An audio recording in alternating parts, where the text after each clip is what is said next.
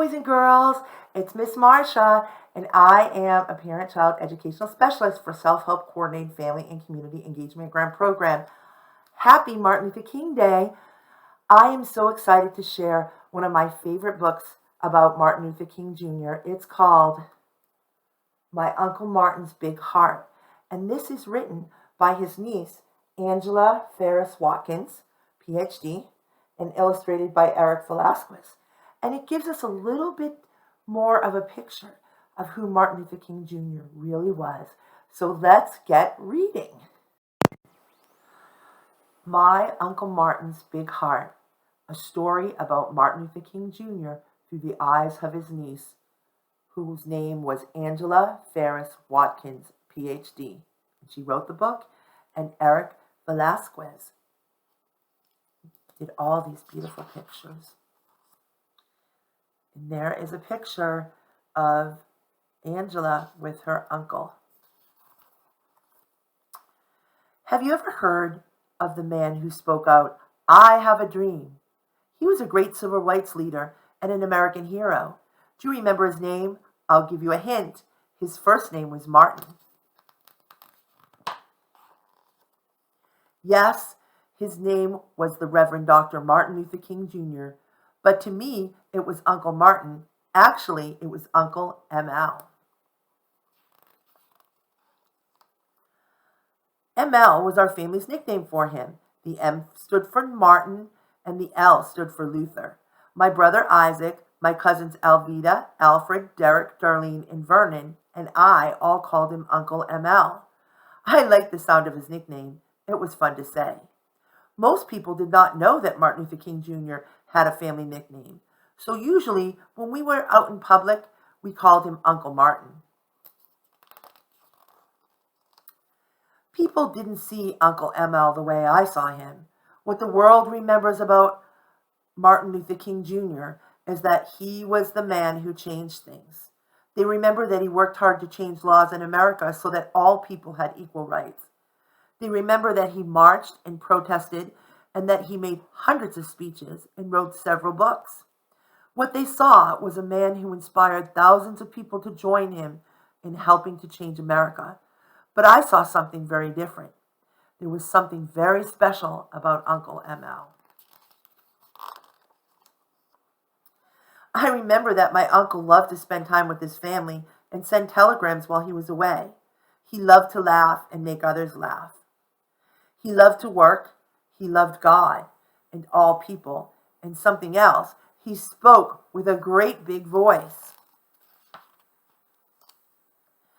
Uncle ML worked very long and hard, protesting, writing, and speaking, but he spent as much of his time as he could with his wife, my Aunt Coretta, and their 4 children, my cousins Yolanda, Martin III, Dexter, and Bernice.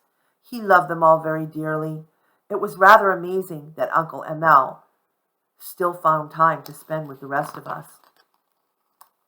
Uncle ML often came to our house for a visit. One time he came over, I told him how my mother had scolded me. I imitated her voice and pointed my finger as I told Uncle ML what she said. "You broke my pocketbook."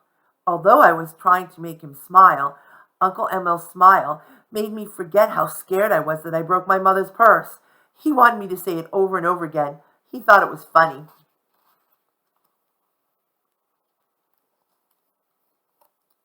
No matter how hard Uncle ML worked or how tired he was, he would still come for a visit. Once he was so tired, he fell asleep on our living room couch with his shoes on.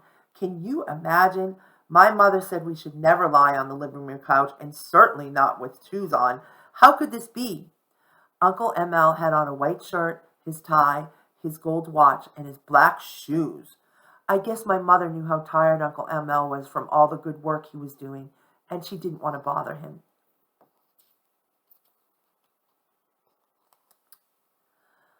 Uncle ML stayed in touch with us even when he was out of town. The day after I was born, Uncle ML sent a telegram to my mother, his sister Christine, congratulating her on my birth. Uncle ML sent it all the way from California to Atlanta, Georgia, where I was born. He was in California working, but he still took the time to welcome me into this world. The telegram said, Congratulations to my dear sister on the arrival of my beautiful niece. May the struggle for human dignity, which now engulfs our nation, pave the way for a brighter tomorrow and a glorious future for Angela Christine. Love, ML. It almost sounded like a prayer. Uncle ML was a preacher, and a good one, too. He was also co-pastor of our church, Ebenezer Baptist Church in Atlanta, for many years. His father, the Reverend Dr. Martin Luther King Sr., my granddaddy, was the pastor. Uncle ML loved God and he loved to preach. He helped people to understand God's love. He wrote many sermons and he preached to the members of our church about the same thing that he spoke to the American citizens about: how to love one another. Uncle ML spoke to thousands and thousands of people during his lifetime. Many people say that he was a great orator, a great speaker. I think it's because Uncle ML had a great voice. It made people pay attention to what he said, and it made them feel good, the same way it made me feel.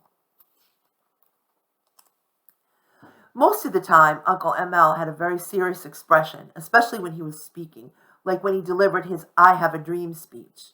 He spoke about the dream of a better America where all people would love one another no matter the color of their skin. Laughter was not usually what the world saw when they looked at Martin Luther King Jr. When he was around us, however, Uncle ML laughed a lot. His laughter showed in his face more than his voice. When Uncle ML laughed, his face would light up so that others around him would laugh. Every time I think about it, it makes me want to laugh. Church was where I spent my most favorite time with Uncle ML. He and I frequently shared a very special moment right after church at Ebenezer. I would stay in the children's nursery during the church service. When church ended, an adult from the nursery would bring me upstairs into the sanctuary. Uncle ML would stand in front of the pulpit after his sermon and greet the members of his church who waited in a line to speak to him.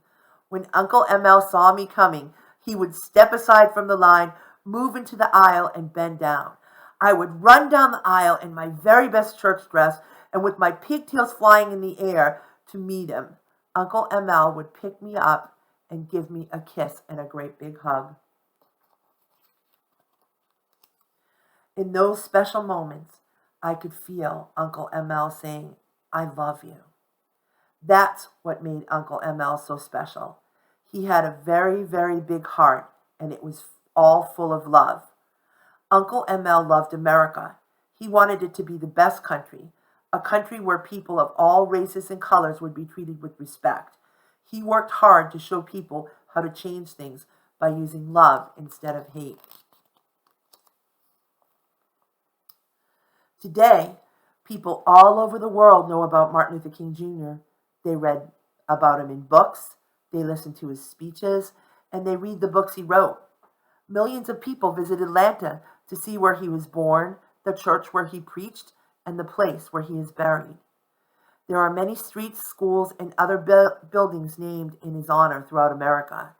Every year, the country celebrates Martin Luther King Jr. Day on the third Monday of January.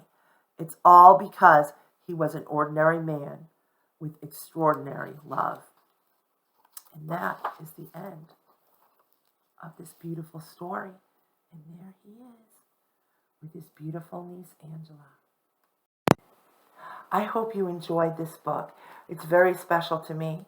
And what I love about it is because it really shows that Martin Luther King Jr.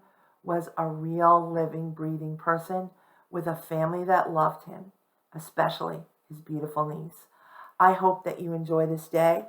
Remember to go to our website and check out the upcoming activities calendar where we have many exciting activities created just for you.